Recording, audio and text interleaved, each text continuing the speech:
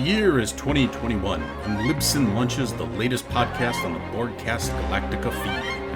In a freak mishap, Borgcast Galactica and its hosts, Peter and Anne-Marie, are blown out of their trajectory to re-emerge as Borg Rogers in the 25th century.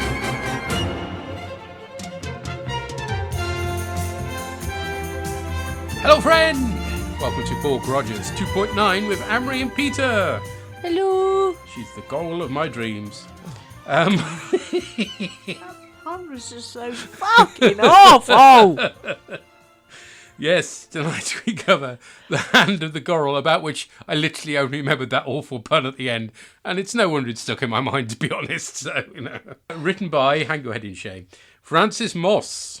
Second of two book episodes, he did Mark of the Saurian, which was that inept thing with the lizards. But, wasn't offensive at least. He's also writer and assistant story editor on a lot of animated shows, including Care Bears, GoBots, She-Ra and the Turtles. He also... She-Ra and the... Oh. Not in the same cartoon. That would be cool. Wow. Yay. Teenage Mutant Ninja She-Ra. Yeah. Yes, he also wrote an episode of Stargate Infinity, which I never saw. Directed by David G. Finney, who was an associate producer of Buck and directed a couple of season 1 stories, A Blast for Buck and A Dream of Jennifer. Well, that was a yawn fest, wasn't it? He also directed an episode of Quantum Leap and... Hey there, where you going? Not exactly knowing. Who says you have to call just one place? Oh, he's going everywhere. DJ McKay and his best friend there. BJ Cowan! Yes, excellent. About time. I think we've been a bit of a drought, and we've at least got one for this episode. Right, let's hand over to Anne-Marie so she can tell us all about this amazing episode. Good afternoon, Captain Rogers. Hawk, I trust your excursion to Vordeath was a pleasant one. Wait, I can't believe this. You're actually being courteous today? But why shouldn't I be, sir? After all, a robot owes his human masters every measure of respect. You mean you are acknowledging that we are your masters? You created us, did you not? How about you, Twiggy? What do you mean? How about me? Are we playing guessing games? Twiggy, are you all right? What do you care? What do any of you care? Since when have you humans been overly concerned about how I feel? So there's a shuttle over a planet with Hawk and Buck in it and needlessly dramatic music. Yeah, I quite like it. But there's nothing happening at this stage. No, but, they've got to big it up somehow, haven't they? Not like that. Not like that. For a change, Wilma's also in a ship. Yes! Excellent. Getting to fly, although she's got no helmet on, which is weird. And then they ask for some information from Dr. Cardigan. And you find out that the Goral used to live there 10,000 years ago. On the planet Death. Yeah, Vardeath. Not Mordeath, Vardeath. Apparently Death means death. That's a real, push, that one, isn't it? Yeah. Nobody knows why they left 10,000 years ago. And they find some ruins, and Dr. Cardigan's, splendid, you must go and look. He's like, oh, fuck off. He's so excited. And Wilma's... I say he wet himself in excitement, but probably he does that quite a bit anyway. Yeah. It's just part of the course. Yeah. He's probably got peenie pads. Anyway, Wilma's like, I'm getting a reading from must be a fusion-powered ship. And she's got like a little button that just says... Yeah. On energy reading, this little light that just flashes. I'm getting a reading. Look, the light's gone. Light's on. What do we do? Yeah. There's a ship below. They have to go and investigate. And then you see the ships bank and go down, except nobody's flying either of them. Yeah, it doesn't matter so much in the shuttle model, but usually in the first season we would have seen somebody inside the Raider, but because somebody inside the Raider would have been wearing the season 1 outfit plus a helmet, they've obviously taken it out, which looks wrong. Yes. So they find a crashed ship and they call out, and a bloke appears saying, "By Gideon's trumpet." And you're like, what the fuck? Yes, you do, yes. It's Reardon. Not Yes. Ray Reardon, I don't think, but, Yeah, that's what I thought. I spelled his name that way anyway, all the way through. And his crashed ship is the space sled, first seen in Plot to Kill a City. Right. Okay, if you say so. So Wilma takes him to the Searcher in the Starfighter while Hawk and Buck investigate the ruins. But then, just after she goes up with him, the ship has gone and the shelter's gone too. And, oh no, what happened? Do, do, do, do, do, do, do, do. So that's your teaser, which is a bit of a long-ass teaser, really. It is, but at least it's an improvement on previous teasers. That's not bad. So then you've got Buck and Hawk on the planet, and there's no sound, no bird or animal, and Hawk says it's because the planet's keeping quiet so we can listen to them. Yes. Okay. So then they end up in a place like the one with the Guardians in, and it's probably the same set. Yes, it does look very much like that's presumably some sort of standing ruin set that they've got in Hollywood somewhere. So yeah. There's a sort of towery temple. Oh, yeah, there's a pillar thing, isn't there? Pillory thing, yes. Reminded me of the one in Deep Space Nine. Yes. Anyway, so Buck's going to take a holograph of that so that Dr. Cardigan can decipher the hieroglyphics. And meanwhile, Hawk's going to go off to the temple. But then Hawk sees Buck disappear, but Buck sees Hawk disappear. And so they decide that they're going to go up for a chat with Ray Reardon and find out what's going on. Then you've got the Admiral summoning the ship for a telling-off assembly. Yeah, it's not a very big crew, is it? No. I mean, big old ship and there's a crew of about 24 tops. Yeah, there's not even one class, is there? I mean, he hasn't got them sat on the floor cross-legged. No, may as well. But, yeah, and he tells off Petty Officer Cowan. And yeah, he's played by William Bryant, with a long career with many westerns. He was also in Battlestar Galactica as a fire officer. And Conquest of the Planet of the Apes, and King Dinosaur, of which I'd never heard, so I had to look into this one. Is it good? I doubt it. A space mission discovers a planet where the aliens look very familiar. Not Ray Harryhausen, sadly, but lots of lizards. Oh. An elephant disguised as a mammoth really badly. And an armadillo, because, yeah, they're scary for some reason. Wow. Okay, sounds like I need to see this. Yeah, well, check out the trailer on YouTube. It's quite amusing. Yeah, maybe that could be our commentary for like Christmas or something on the Buck feed. Yeah, so he's just really behaving like a petty tyrant. You can see that Buck's like, what's going on here? I think Jay Garner's enjoying himself playing evil Asimov. Yeah. And then they meet Tweaky and Crichton in a corridor, and they've both changed. Crichton's all obsequious, and Tweaky's really grumpy. And then Reardon... And you go, this is a Mirror Universe episode, isn't it? Yeah, basically. Why hasn't Tweaky got a goatee? Yes. Reardon says that the cause is the planet, which is cursed. Goodfellow has also changed, and he's grumpy. So it's clear something's affecting the whole ship, even the robots. The Admiral's cordoned off part of the ship without saying why. So, of course, that's where Buck wants to go. Someone points a gun at him, but they take him down. Then the Admiral appears and takes them prisoner, but in Buck's quarters rather than in the brig. Maybe the brig's full. Yeah, at this rate, probably. So then Buck goes in and notices that the viewport isn't quite the right place and the orbit's changed. Like, what he's seeing out the window's also changed. So he's like, I don't think we're on the board with the real searcher. We're not in Kansas anymore, Taro. Yes. And he says it's a fake searcher with fake people. It's a fake! Wilma has a plan. It's a bit like Get Help, except she's screaming. And then they throw her like they're doing Get Help. Yeah. I like that. And then... Now, what's the crewman? Is it Carson? Is that his name? Which one? Who appears? Parsons, that's it. So Parsons appears, but then Buck's just sort of like, something's off here, and sort of shoves him up against the wall and says, because he's saying you can't go in, he says, never mind that, I want to know what's going on and where's the real searcher, at which point he spontaneously combusts. Yeah, which I obviously don't literally see. It happens kind of off screen, but it's still pretty freaky, to be honest. Yeah. Wow, strong stuff. And you just get a little puddle of goo. An effect they like so much they spend an awful lot of time showing it. As yes, yeah. And then Wilma sort of reacts really rather extremely to this goo. Hawk sort of nips off and says, I'm going to go and see if there's a way through to the hangar bay. And you're sort of, I guess the camera's trying to make you persuade you that he's doing something dodgy, but Wilma's clearly not Wilma. Yeah. And you can see that this is the moment where Buck realises, because she's all whimpery. But of course, if it's a fake searcher, Wilma came back before them. The only two people they can trust are each other, because they're the only two who arrived at the same time. I mean, it's a nice touch that, you do get that moment where Buck and Hawk disappear and they can't see each other. So at least that plants a seed then. You could say, oh, perhaps it was that.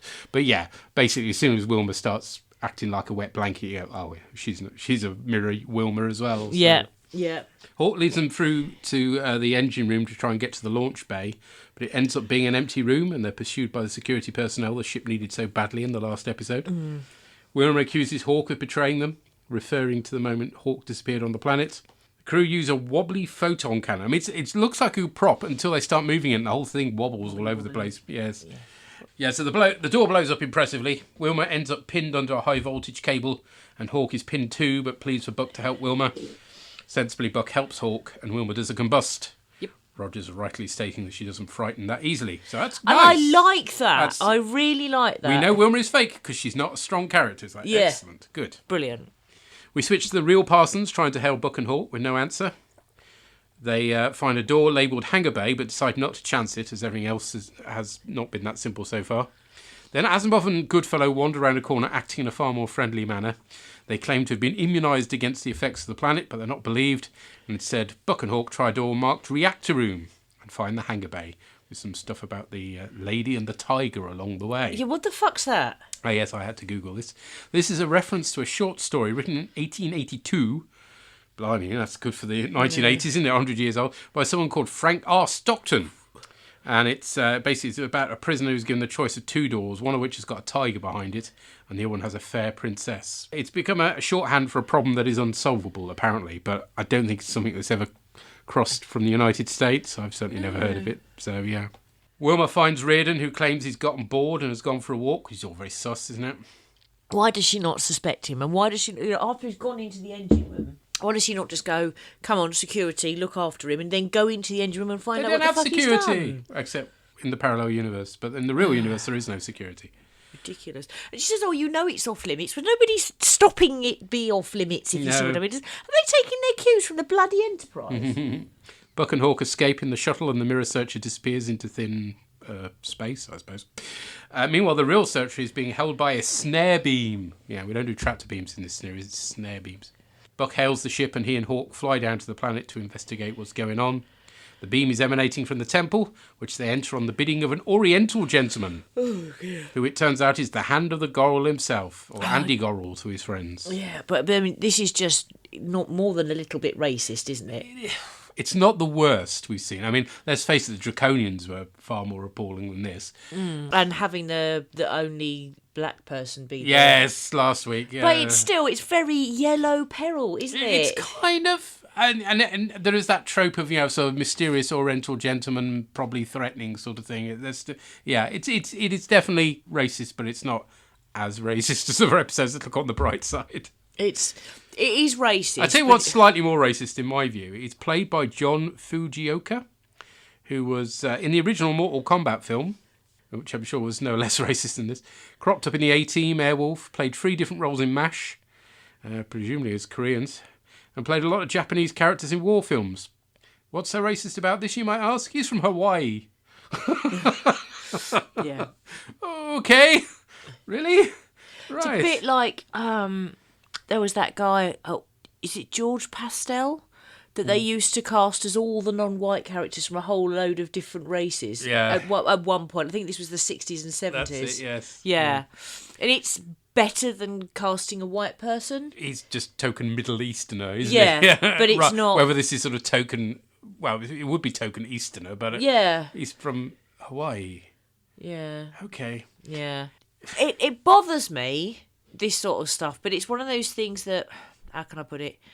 It's not as offensive because it's not like it's saying... They're not really saying he's evil. No, it's more... It's a stereotype. It is, yes, it's a trope, definitely. It's a stereotype which is unfair, whereas having the only one taking the orders be the black guy... Yeah, that was worse. That's worse. So they're both racist. Unsurprisingly, we're finding this episode a lot better just because the previous one was so bad. Yeah. Yeah. And also, as well, at least with this, up until now, okay, I guessed it, but then I've watched an awful lot of Mirror University gobshites, so I would. Would I have guessed this if this was back in the day, a bit newer? Yeah, literally, there was only Mirror around, so... I don't think I would have done. I think I guessed it because I'm used to it, if you see what I mean, rather than... I think it's good up until this point, and I just really wish they just didn't have that particular reveal. It should have been somebody completely alien, and then they could have got away with the whole of the rest of it if what was revealed was an alien rather than... Yeah, that would have made more sense as well. Yeah. It should have been a man dressed as a hand. That would have been amusing. Anyway. Go, give me 5. If they pass the Goral's final test, they are offered concubines and slaves, along with knowledge. Ooh. Andy says the cause of the ship's destruction is already there, and it obviously means Reardon. When Buck threatens him, the Goral combusts. They warn the searcher, and sure enough, Reardon has gone walkabout again and heads to the reactor room in the form of Parsons, setting a bomb.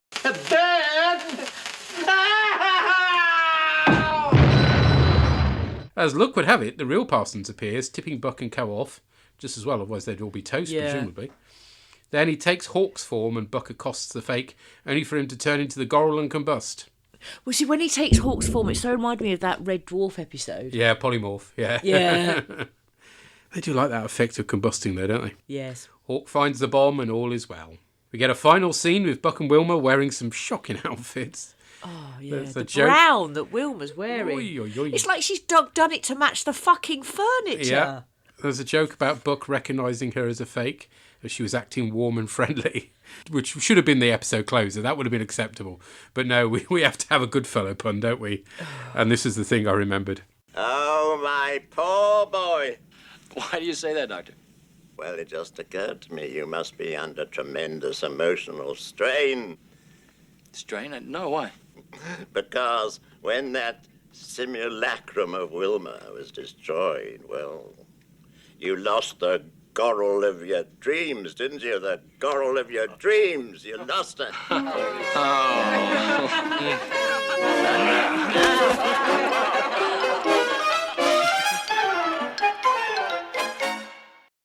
Oh, the look on Hawk's face says it all. It's like, I do not want to be in this series. Yeah. So yeah, more than a bit of a weak ending to what was an okay story with some grim combustions along the way. As I say, kind of a mirror universe episode, so fun to see the characters acting differently.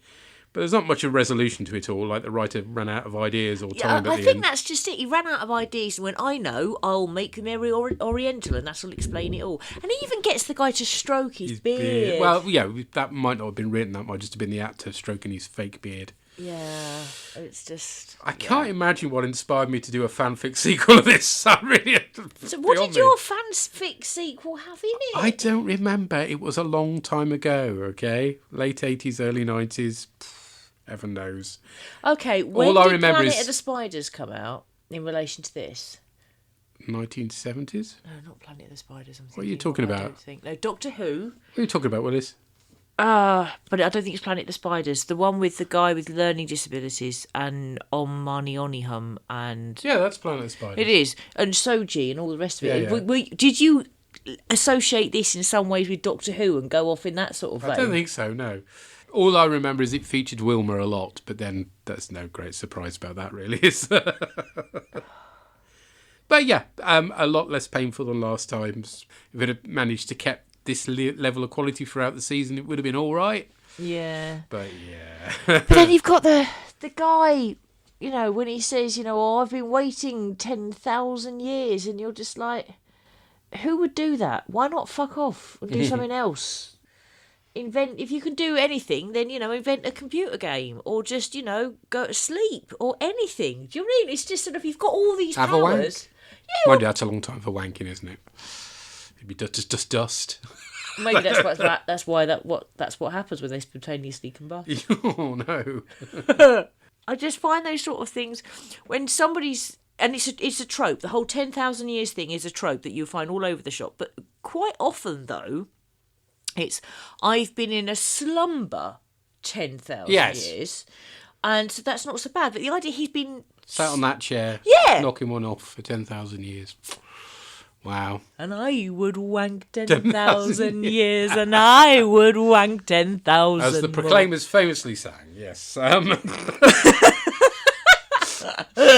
wanker! What a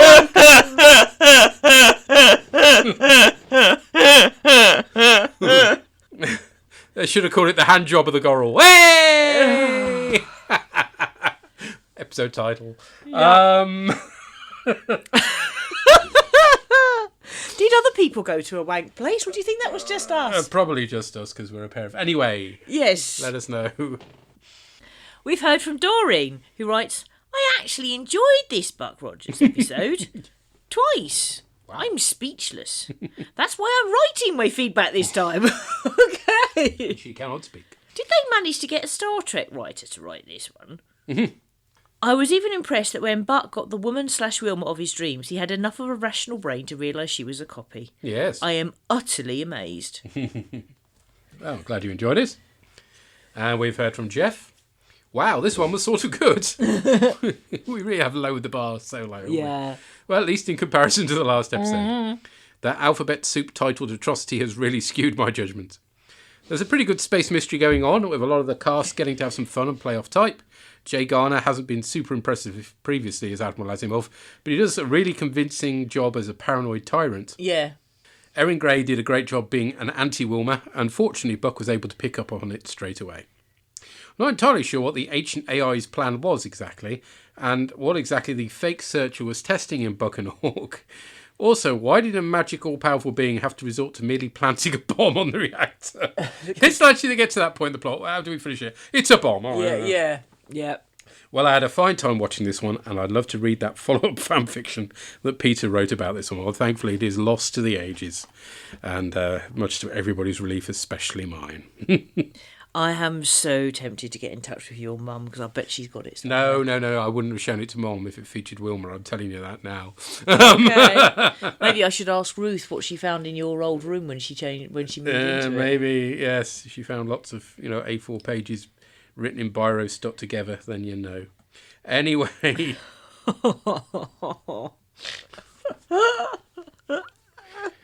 What did Sampo and Yona make of this? Yellow. Hello. Hello. Wake up. It's over now.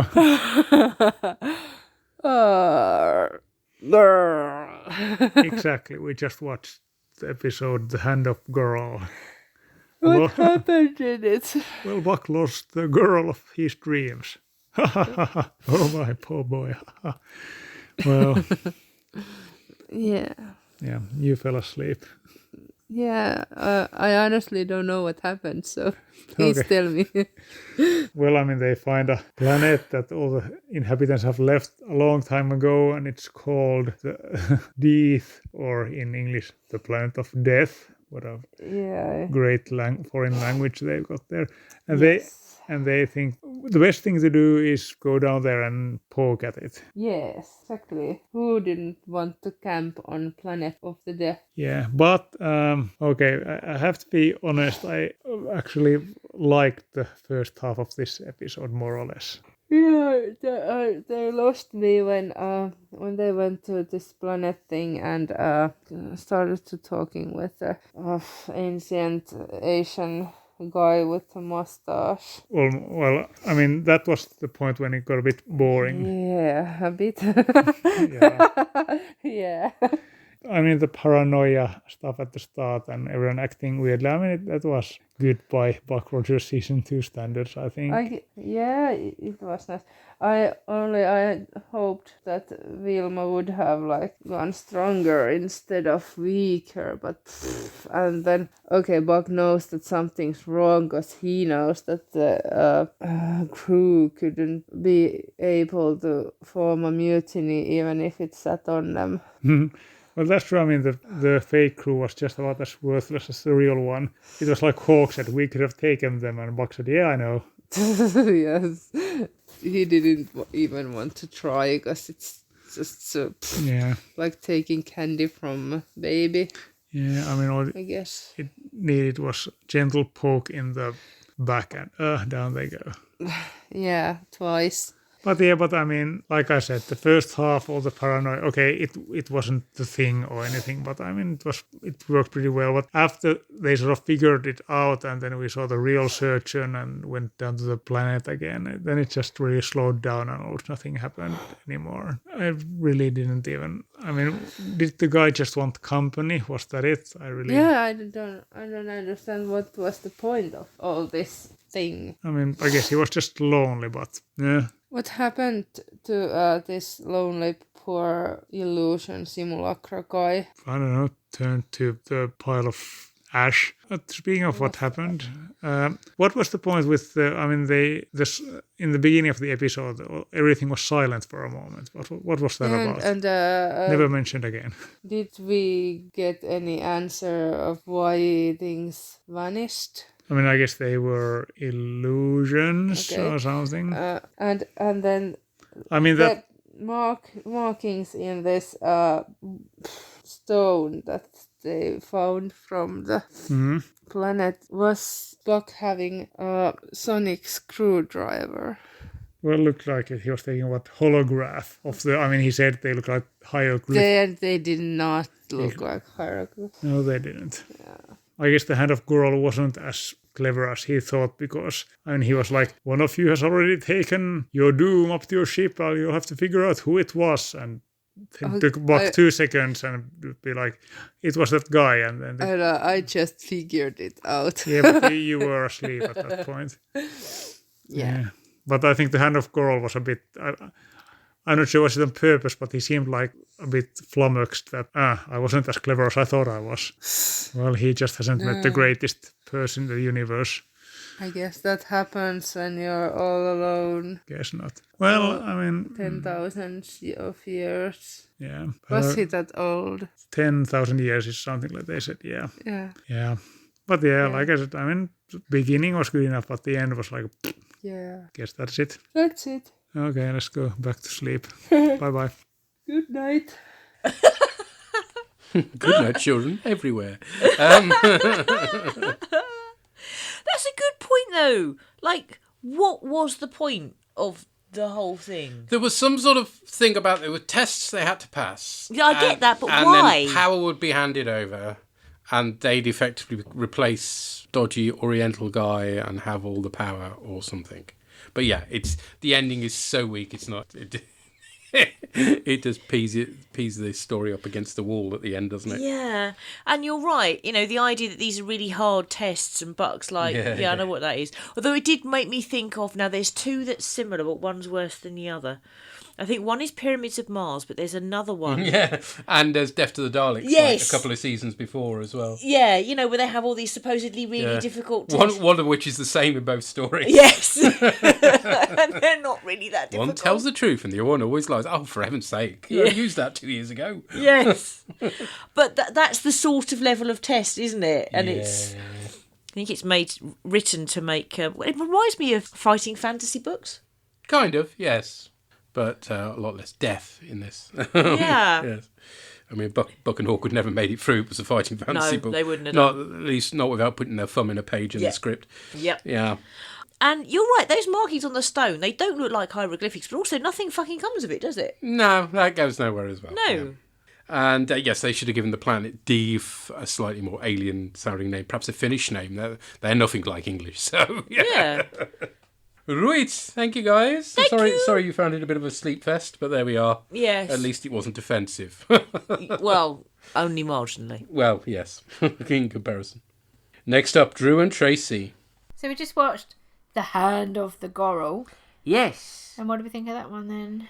I would say, we was listening to the Borgcast and Peter said he wrote a sequel to it because it was so good. See that sequel. Obviously. I think this is above average episode. Above average. Easy, Sugar. Let's not get too excited. But okay. It was better than last week. So let's just perhaps it was so put the awful reference last on week. that. Yeah.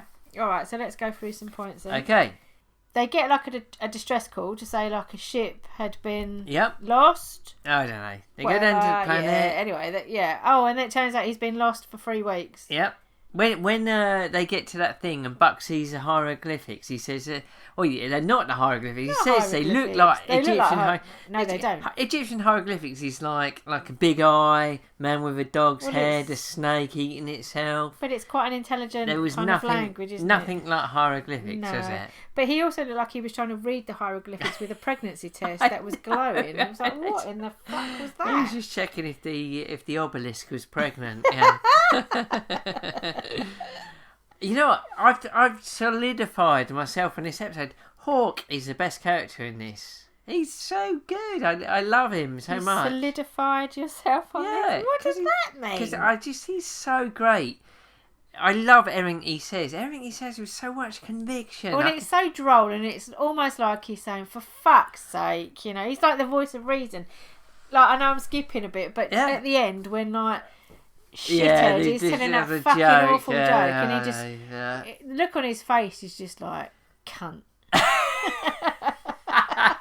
Everything Hawk says he's so good. I could just imagine like when he goes down to like the buffet and they ask him what he wants for breakfast, he goes, "I have cornflakes with ice cold milk." He just everything he says he's just so good. I love Hulk so much. He's great. But we did kind of.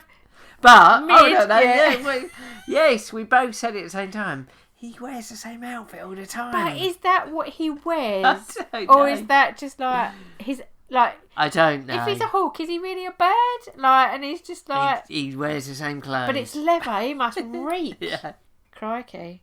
Everyone's really grumpy in this episode, and they're like, we called it the mirror universe. Yeah. We thought it was in the mirror universe, didn't we? So everyone's grumpy. I was like, Yep. this is like normal life, is it not? Everyone Yep. getting the arsehole with everyone else? Yeah. I thought that was fine. And what in the fuck was going on with Goral? Oh, I don't So he's like a stroking beard, like it wasn't good, is it? person, Like and then all of a Asian sudden, kind and of then he just like beard bursts into stroking, flames. So what was that? I don't know. He's good to see. Not Palmer, is he? He's President Palmer in 24. Pearson doing a bit extra there. He was the baddie Pearson, wasn't he? Yeah, but Reardon was like turned into him, and then he turned into Hawk, didn't he? He puts a device on the reactor, and we liked it when like Hawk finds a device. I found the device. And the way to defuse it, he just pushes the button. Push the button, yeah. There's no like. You need to be cutting a red wire. Exactly, or something. yeah. There needs to be a little bit of tension there, Yeah, doesn't exactly. there? To turn Just it push off. the button. Oh, no, it's over. But we did really hate it when Wilma was being a right fanny. Well, yeah, and but she was but we said I really hope this isn't the proper Wilma, but because it's if just, it is, again, it's just. no, but it wasn't. I know it was like an alternate mirror universe but it was just Wilma. again, just like really No, like the proper Wilma was alright. Proper Wilma was alright. whatever. They It's still good to shouldn't see have her done that, though. at the beginning. She was out of this space Why sailor couldn't they have outfit. made Buck like really emotional and Yeah, like good. a bit of a Buck's a fanny? hero, isn't he? Yeah. He could have been crying on Hawk's shoulder. Oh, Yeah, please, could have. don't leave me. I was like on a promise that this was going to be like a better episode, and it thought was better. I would say it's but it above still average. fucked me off enormously. Above average of season 2, maybe similar kind of season 1. I thought it's alright. I really think that Gil Gerard is looking really tired in this. He did look and tired, he's got red really eyes, red yeah. eyes, and it's almost his face was just like I can't be fucking bothered. Maybe that's what he's thinking completely. Yeah, anyway, leave it there. Okay. Take it easy, guys. See you later. Bye. Bye. Did I hear a meow during Yes, that? yes, it's fever? one of the Barker cats in the background there. Yes. Yes. Yeah, I think Gil Gerard's has reached that point in the season, like he did in the first season as well, where he's starting to lose the will to live. Yeah. And it's happened a lot earlier, but then the stories have been so much worse. Yes, yes.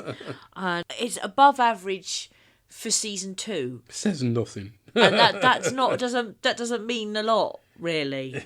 No. And just a The Hawk. finest of shit sandwiches. It's got really nice ketchup on it. It's got that £4 sourdough or whatever it is from Marks and Spencer's. And someone's polished the turd inside it. Maybe put a little bit of glitter on it. Yeah, sparkly poo.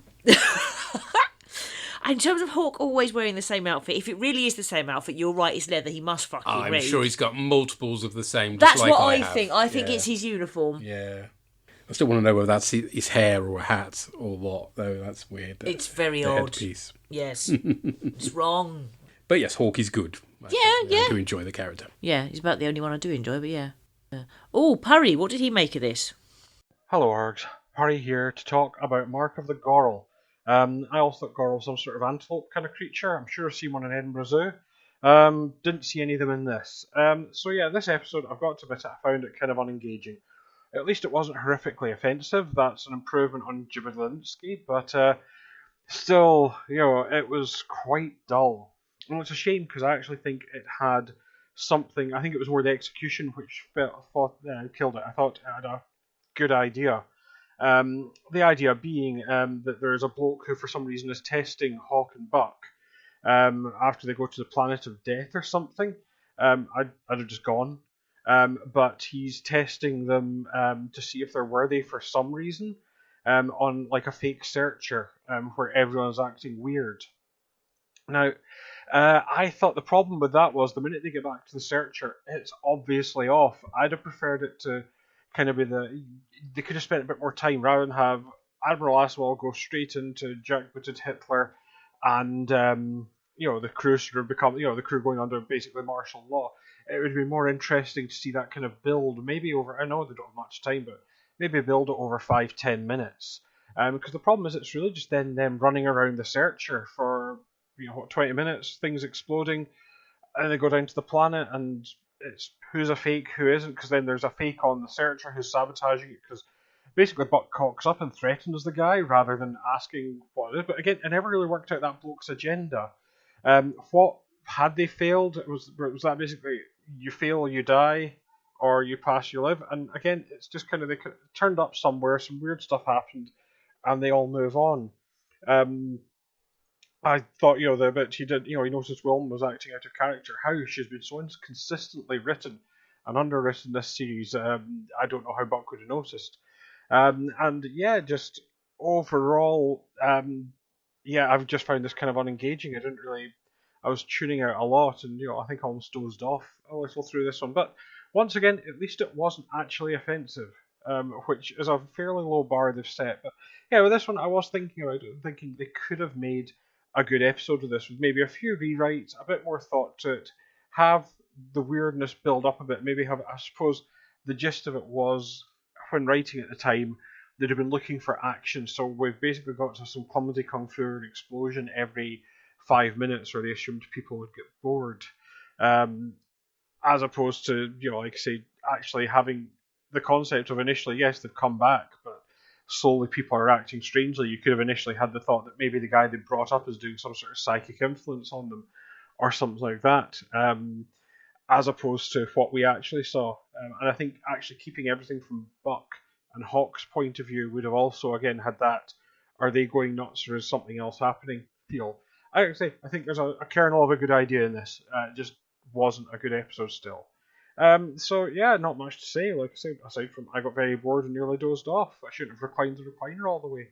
But all that remains to say is do keep up the good work. I always look forward to the podcast, and I'll feedback in the next one. But until then, bye for now.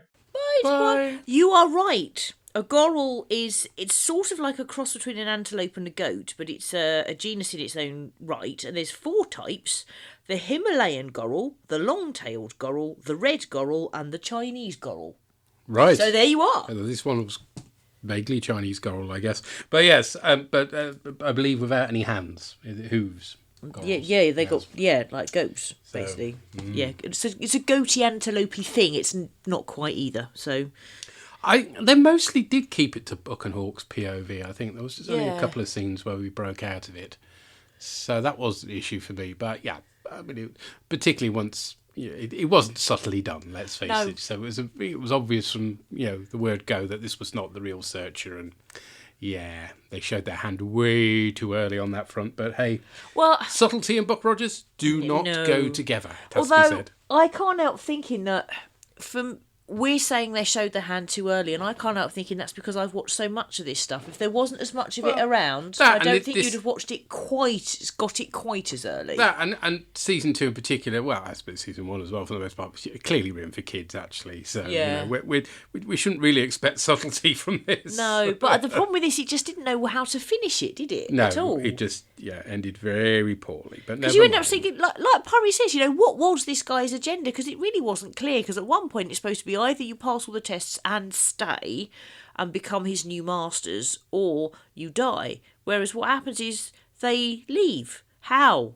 As in, what did they do that made a difference? That was never clear. No. Never mind. Better than last week. Yes, is the trajectory up now? We've only got 2 episodes to go. The only way is up. Yeah.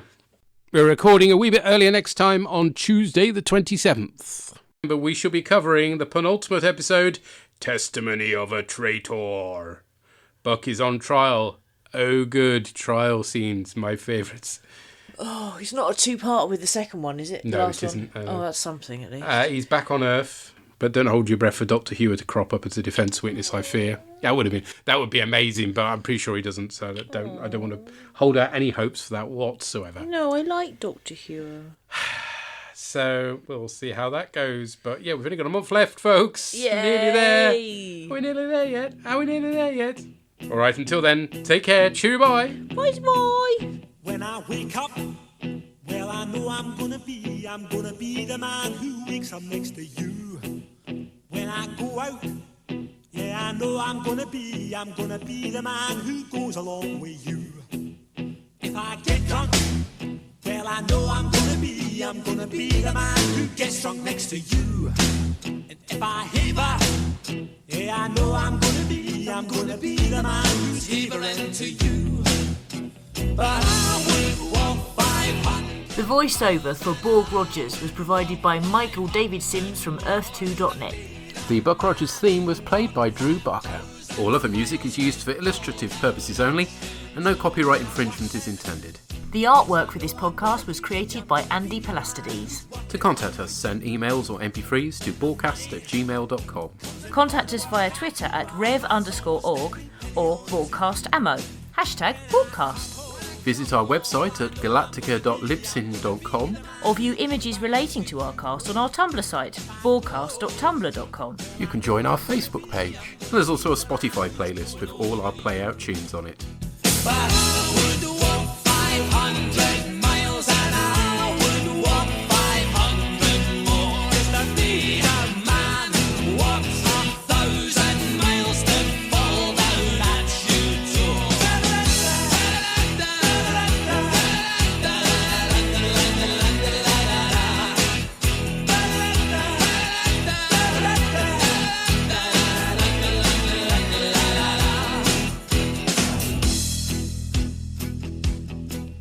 When I'm lonely, well, I know I'm gonna be the man who's lonely without you.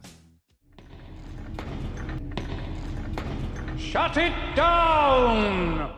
You lost the Goral of your dreams, didn't you? The Goral of your dreams. You lost it. Oh.